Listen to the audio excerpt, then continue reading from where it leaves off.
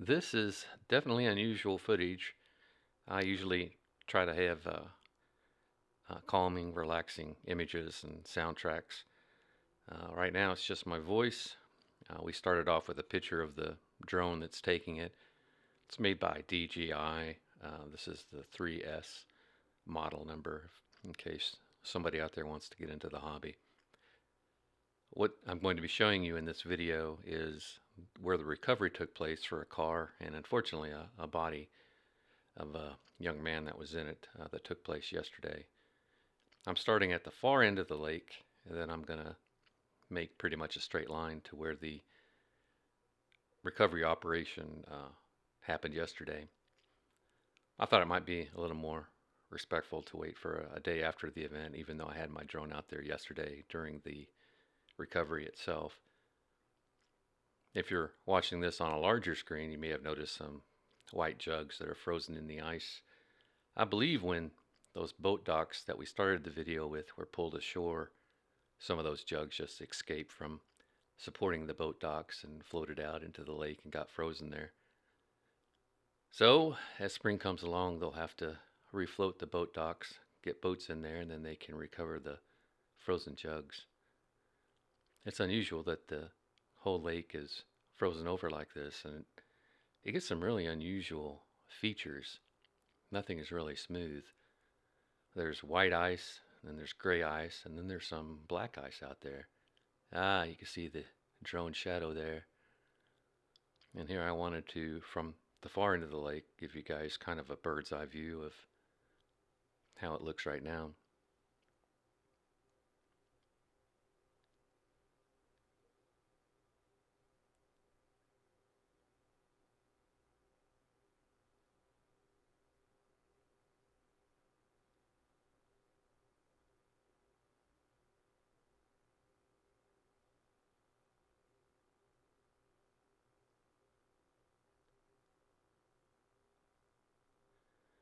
Almost looks like the surface of the moon there.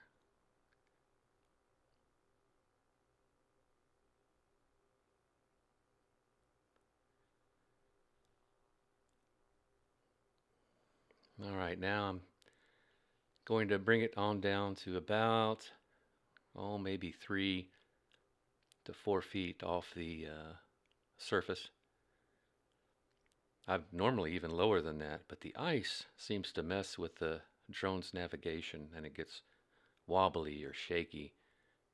I believe the signals it uses to calculate its altitude gets bounced around and reflected wrong, and it just has a hard time being, let's say, more. If you're down around, let's say 2 feet, it is just not going to have a good time when the lake is frozen. So I have to stay a little higher than I normally do, but it still gives some really good footage. What we're coming up on here is what we call the old Cheat Lake Bridge. It's a smaller, lower bridge. Then the second bridge that you'll see is the one where the car went off the side and crashed through the ice.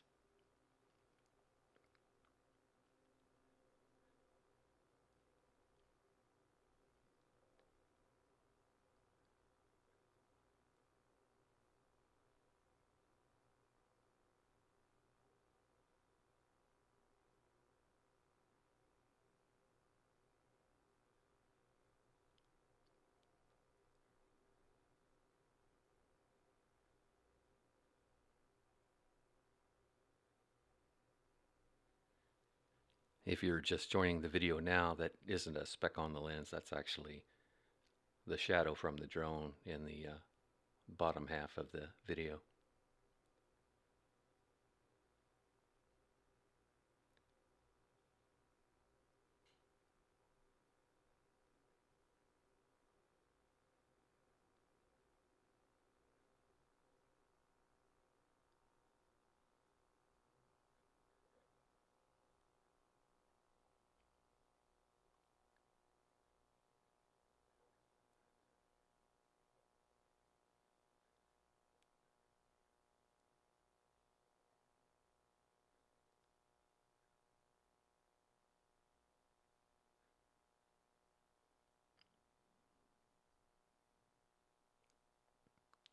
We're passing under the old Cheat Lake Bridge and coming up on the bridge where the accident occurred.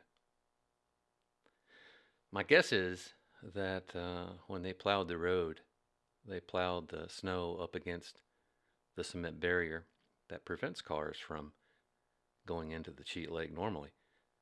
But because the snow was plowed up against the short concrete walls, it actually, well, it formed sort of a right triangle, which in effect was a ramp. So here's the hole where the car smashed in.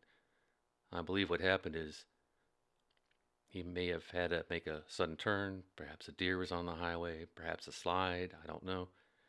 But then the snow acted like a ramp and he flew right off the edge. And unfortunately, hitting the snow would have been catastrophic. The ice, while only a few inches thick, is supported by all that water. And so it would have been impenetrable. And in fact, the car didn't totally sink, it just was partially submerged. I gave a brief aerial view to show that it's not that far from the bridge. The straight line you can see from the hole is where the rescuers did some cutting before they pulled the car up. And I'll show you photos of that. That came, I believe, from the local sheriff's department.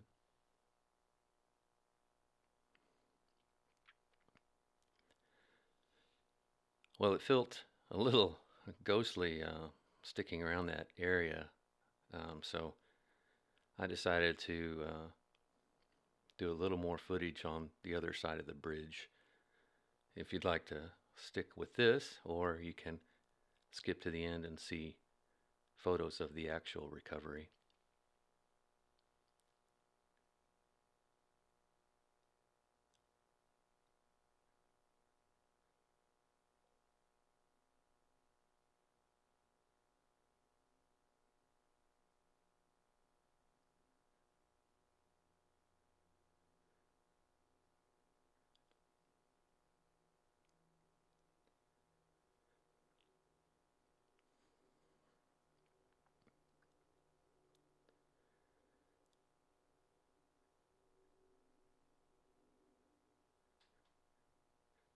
If you wouldn't mind, subscribing to the channel would help, and I would appreciate it.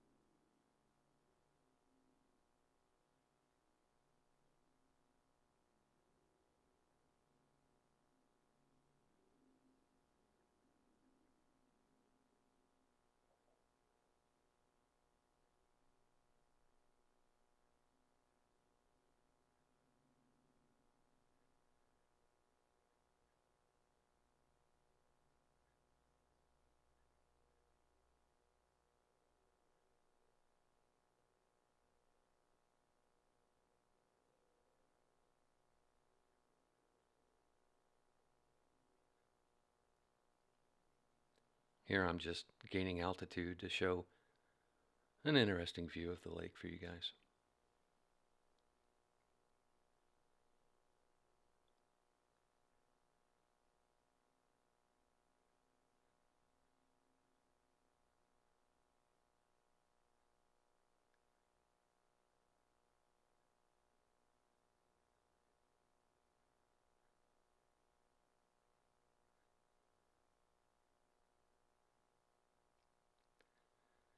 I'm coming on down closer now and going to head towards that little cove. We're definitely headed towards some shallower waters here.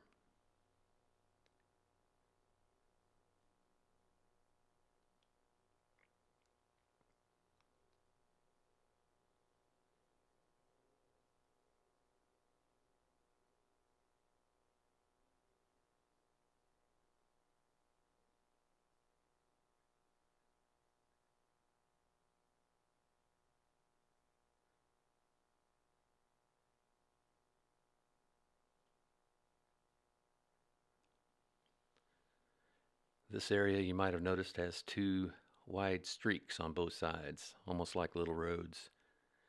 Well, the lake is used by a power company for cooling, and this area is, uh, during the winter, is normally exposed to the surface. In other words, the land is exposed right here. It's a long little island, just a uh, muddy, muddy mess during the winters. But here it's frozen over, although not that much. You probably notice some brown areas where the dirt is just barely underneath this ice.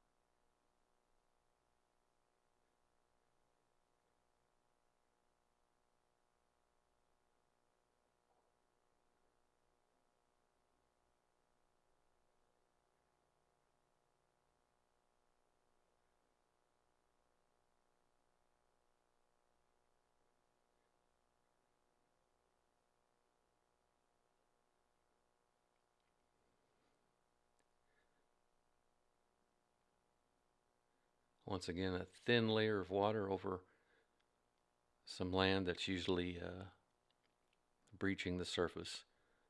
I'm turning towards face the bridges that this video is, well, it's mostly centered on.